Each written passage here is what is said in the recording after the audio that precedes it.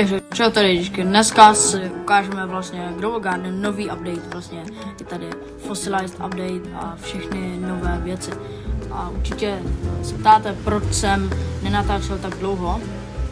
Nebyl jsem, dá se říct, na YouTube 6 měsíců, jsem byl offline a to je z toho důvodu, že jsem si dal takovou menší přestávku, no menší, 6 měsíců je docela dost. No, prostě jsem nenatáčel vůbec, přestalo mě to bavit, ale teď jsem se na to znovu namotivoval a vlastně jsem se odhodlal, že budu znovu natáčet. Takže si vlastně jdeme projít celý update. Takže určitě jste moji zahradu neviděli a ta vypadá, nějak vás teď provedu. Takže mám tady Mimic Octopus, která vypadla zrovna dneska. Pak tady mám velkou Liberty Lily, jako fakt velkou. Mám tady pár dost dobrých věcí, jako třeba Elephant Ears, ty mi padly. A nebo dvě Sunflowerky, jedna, která stojí 6 bilionů, jako fakt dost dobrý. A pak tady mám ještě druhou, kterou jsem si ještě neodhalil. Mám ji zamčenou, jo, mám ji zamčenou. A nejde se mi ani na ní podívat. Takže si určitě dneska odhalíme. A mám tady spoustu dalších věcí, jako třeba hodně sugar apple, nebo hodně papriček, jako fakt hodně. Nebo amber lily, různý, hodně moon melonů. A pak tady mám jako strašně velký loquat. Ten je tam na té straně vzadu, jak vám ho ukážu. Pak tady mám pár fakt dobrých petů. Tady je můj velký loquat a tam mám svoji baseku, kterou vám taky ukážu, ale ty pety jsou fakt dobrý. Mám tady Dragonfly, která má 42 let, pak tady mám Praying Mantis, která má 29 let. Ta je taky docela dobrá, ale přemýšlím, že si ji vyměním za nějakého lepšího peta. Pak tady mám Triceratopse, Stegosaura a Mimic Octopus, která mi přijde jako fakt mega dobrá. Zrovna leze za mnou, jmenuje se Luma. Tak, pak jsem tady otevíral různý ty kratky, který si zrovna ukázal. Jsem tady u toho Prehistoric Quest a tady se dají vlastně vyrábět různé ty věci, nebo třeba Mutation Spray Ember, vlastně teď nevím, kolik to dává násobitel, ale je to docela těžký vykraftit, trvá to hodinu, nebo Iron Seed Pack, těch mám hodně, docela. Teď je u sebe nemám, ale už jsem jich otevřel docela dost, zatím mi nic nepadlo. A nebo ta Dino Crate, to mi padla vlastně tady ta Skeleton Statue, tu jste mohli vidět tam v mojí zahradě.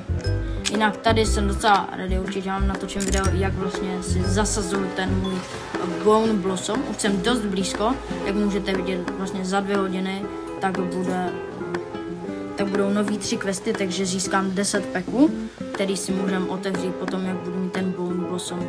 Takže z toho vám určitě udělám video. Tady jsem dával do Dinosaur Egg, vlastně tady můžete dávat trade pets for dinos. Vlastně dáte tam jakéhokoliv peta, čím lepšího, tím vlastně víc vajíček. A já jsem tam dával zatím jako třeba králíka, psa, takže jsem získal jenom základní pety, jako teda vajíčka, třeba jenom jedno vajíčko, takže to je docela málo. Přemýšlím, že tam dám něco lepšího, ale tohle mi taky přijde jako docela dost dobrá věc. Pak mám pocit, že vlastně tady něco přidali,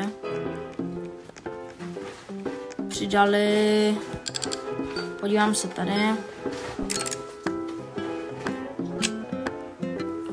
Ne, tady vlastně, jak se tak dívám, tak nic nepřidali, to jsou jenom zatím ty základní vajíčka, jako to Paradise Egg, to Bee Egg a Bug Egg, Common Summer Egg a Rare Summer Egg.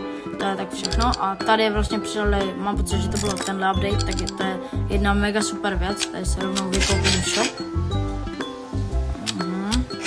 Přidali Magnifying Glass, to vlastně odhalí tu cenu, což mi přijde jako fakt super na to, když se vám to nechce brát, ale ještě chcete první vědět tu cenu, tak si to odhalíte a máte to vlastně.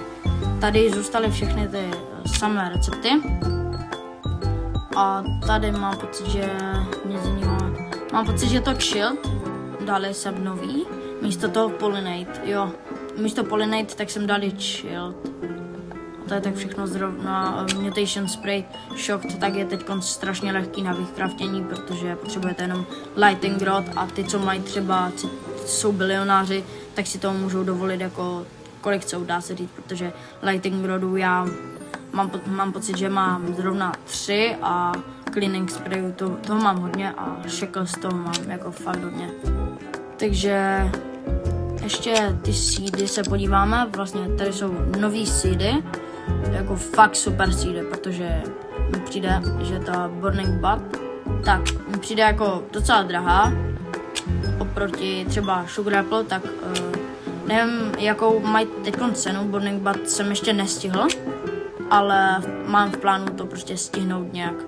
A zrovna za 30 sekund tak bude nový seed shop, nic dobrýho, akorát si nakoupím pumpkiny. A to je tak všechno, co tady je tak jako dobrýho a hlavně novýho. Vlastně v shopu tak se tady Exotic 1 Seeds Pack, tak to je vlastně ten seed pack, co jsem vám ukazoval, který si jde vykraftit, ale můžete si ho i koupit. A pak tady zůstalo pořád to oazizek, vlastně Forever Pack tady pořád je a přidali jsem Increase Pet Inventory. To mi vlastně nevím ani k čemu to je, ale nevím, zatím jsem se to nekupoval. Podíváme se zrovna do seedů. Nic dobrýho. Přemýšlím, chtěl bych určitě těch pár Elephant Ears rozdat. Mám jich tady, dá se říct, docela dost. I ty Moonmelony. Kdybyste si mě chtěli přidat, tak budu dávat jenom pár requestů. Dám vám někam, otevřu si tady, tady máte moje jméno, XC_13, můžete si mě přidat, jestli chcete. Budu přijímat requesty jenom do půlnoci, do zítřejší půlnoci, takže máte na to, dá se říct, jeden celý den. Takže kdo by chtěl dostat nějaký tady tenhle Moonmelon, nevím, jakou bude mít hodnotu, můžeme si to odhalit. No, třeba tady má zrovna 1 bilion, takže pokud chcete, tak určitě se ozvěte a určitě neváhejte, já se vás. Napište mi vaše nicknamy do komentářů, jestli budete chtít. Tak a můžeme se vlastně vrhnout asi na nějaký vlastně prodání všech kytek. No, nechci zatím prodávat všechny, ale určitě vám ukážu moje rare pieces, takže to je určitě tady tahle, která má už na sobě Old Ember. Je to ta Sunflowerka. Ještě jsem se neodhaloval tu další, ale pak tady mám moji vzácnost, kterou dá se říct nikomu neukazuju. To je tady tenhle grape, který stojí docela málo, ale má na sobě fakt hodně mutací. Přemýšlím, že jich, nebo spíš doufám, že jich chytnu ještě víc. Takže to je fakt dost. Mám jich Cold, Celestial, Windstruck, Shocked, Chocolate, Bloodlight, Frozen, Sandy, Moonlight, Ceramic, Pollinated, Cloud Touch. Takže stojí to 71 milionů, což mi přijde docela málo na to, že těch mutací tam je docela dost. Možná jsem je špatně naskládal, ale jinak. Tady mám pár beanstalků, docela dost jsem si jich dal pryč, protože mě štvali v místu a potřeboval jsem si tam dát lepší věci, jako například ty Elephant Ears a takhle.